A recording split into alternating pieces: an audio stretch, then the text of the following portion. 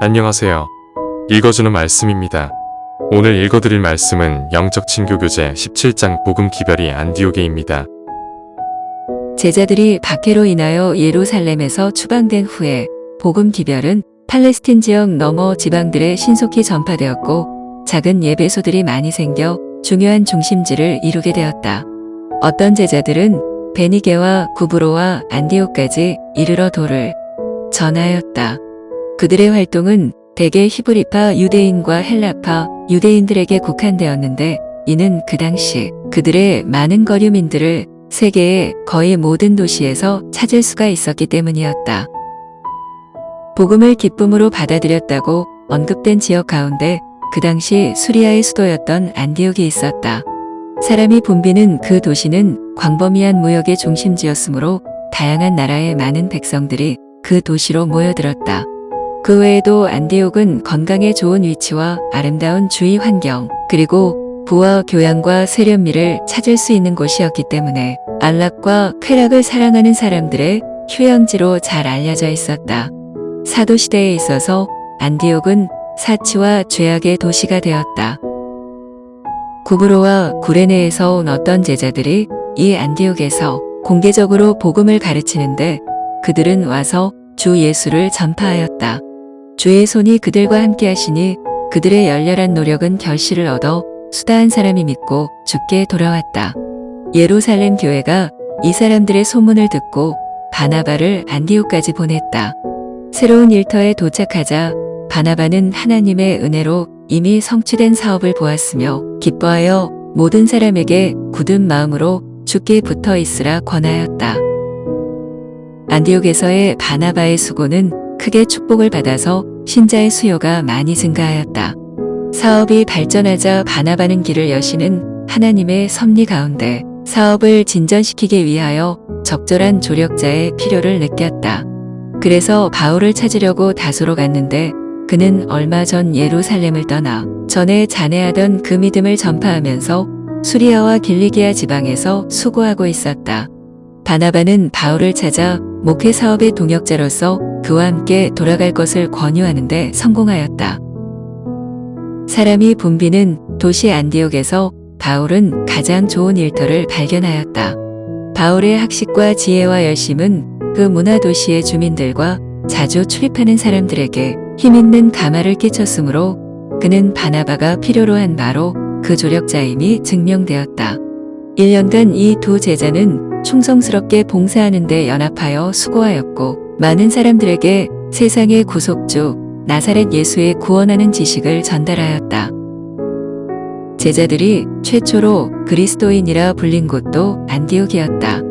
그들의 설교와 가르침과 담화의 주제가 그리스도였기 때문에 그런 이름이 붙여졌던 것이다. 그들은 예수께서 직접 제자들과 같이 계심으로 축복을 주셨던 그분의 지상 봉사 기간에 일어났던 사건들을 계속적으로 자세히 열거하였다. 끈기 있게 그들은 그분의 가르침과 병 고치는 이적을 강론하였다.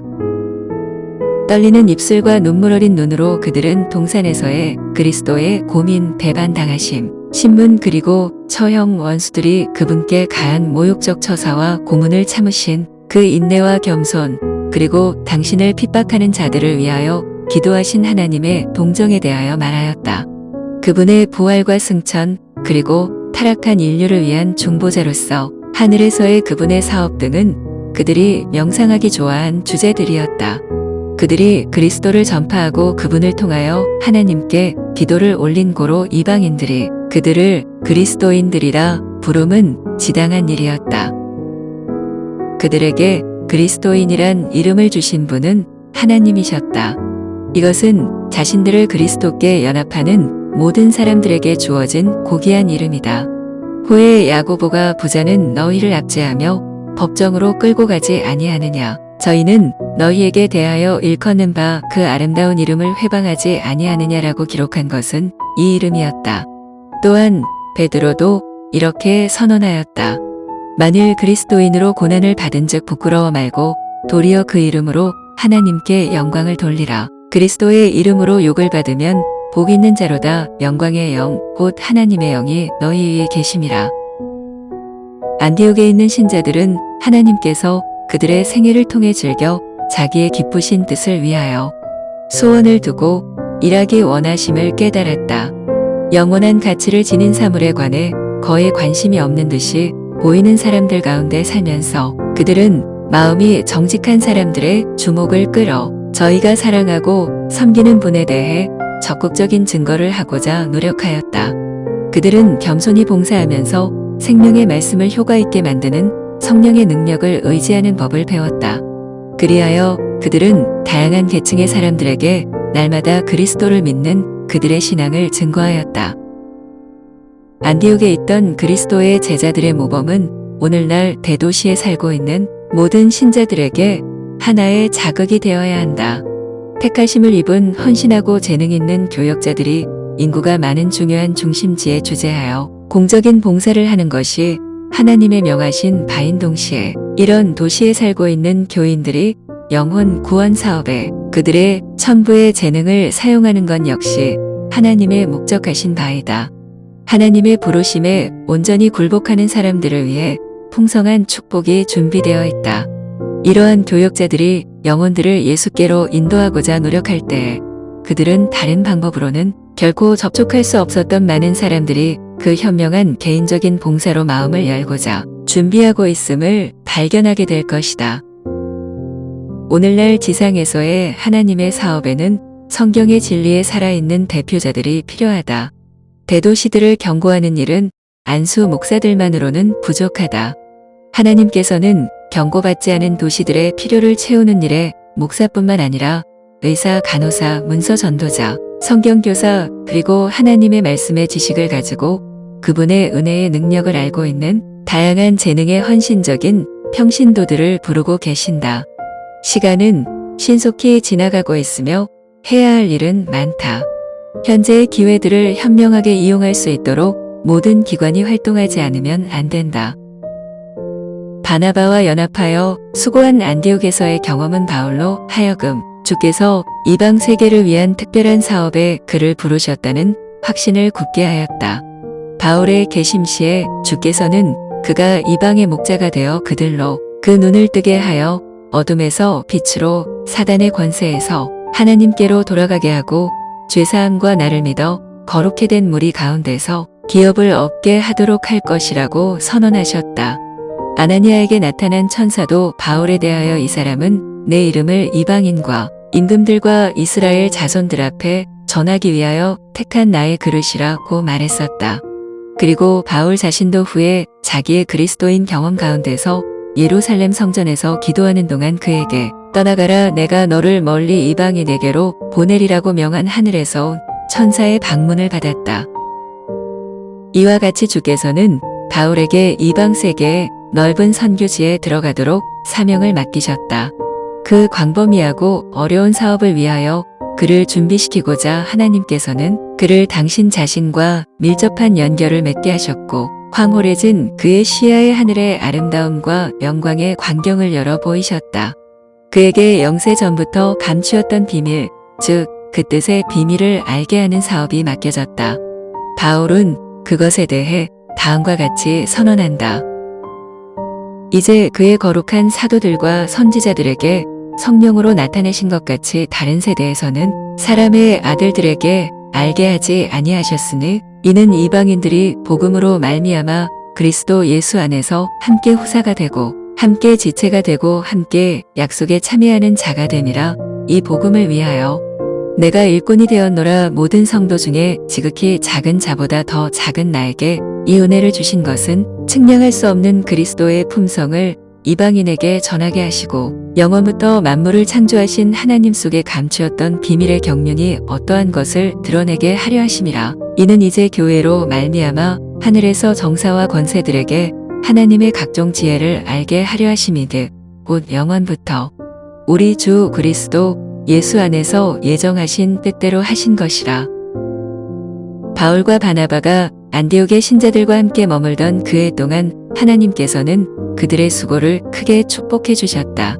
그러나 어느 누구도 아직 복음 사업을 위하여 공식적으로 안수를 받지 않았다. 그들은 이제 그들의 신앙 경험에서 하나님께서 그 어려운 선교 사업을 수행하는 일을 위탁하시려는 지점에 도달하였다. 그 임무를 수행하는 데 있어서 그들은 교회라는 기관을 통하여 얻을 수 있는 모든 편의를 필요로 하였다. 안디옥 교회에 선지자들과 교사들이 있으듯 곧 바나바와 니게르라 하는 시므온과 구레네 사람 루기오와 마나엔과 및 사울이라 주를 섬겨 금식할 때에 성령이 가라사대 내가 불러시키는 일을 위하여 바나바와 사울을 따로 세우라 하셨다. 이교도 세계의 선교사로서 보내심을 받기 전에 이 사도들은 금식과 기도와 안수로서 엄숙히 하나님께 봉헌되었다. 이와 같이 그들은 충만한 성직의 권위를 받아서 진리를 가르칠 뿐만 아니라 침례식을 거행하고 교회를 조직하도록 교회로부터 권위를 받았다. 이때에 그리스도의 교회는 중요한 시기를 맞고 있었다. 이방인들 가운데 복음 기별을 선포하는 사업은 힘차게 수행되어야 하였고 그 결과로서 교회는 영혼의 큰 수확으로 힘을 얻어야 하였다. 이 사업의 지도자로 임명을 받은 사도들은 의심과 편견과 질투를 받게 될 것이었다. 매우 오랫동안 유대인과 이방인을 분리시켰던 중간에 막힌 담을 헐어버리는 것에 관한 그들의 가르침은 자연히 이단이란 비난을 받아 복음 교역자들로서의 그들의 권위는 열광적인 유대인 신자들에게 의심을 받을 것이었다. 하나님께서는 당신의 종들이 당하게 될 어려움을 미리 보시고 그들의 사업이 도전을 받지 아니하도록 그들을 공적인 봉사 사업을 위하여 구별하라고 계시로 교회에 지시하셨다. 따라서 그들의 안수식은 복음의 기쁜 소식을 이방인들에게 전하라는 하나님의 임명에 대한 공식적인 승인이었다.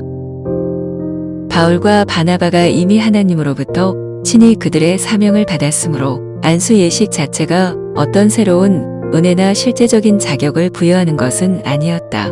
그것은 정해진 직무에 임명함을 인정하는 형식이요. 그 직무에 대한 그 사람의 권위를 승인하는 것이었다.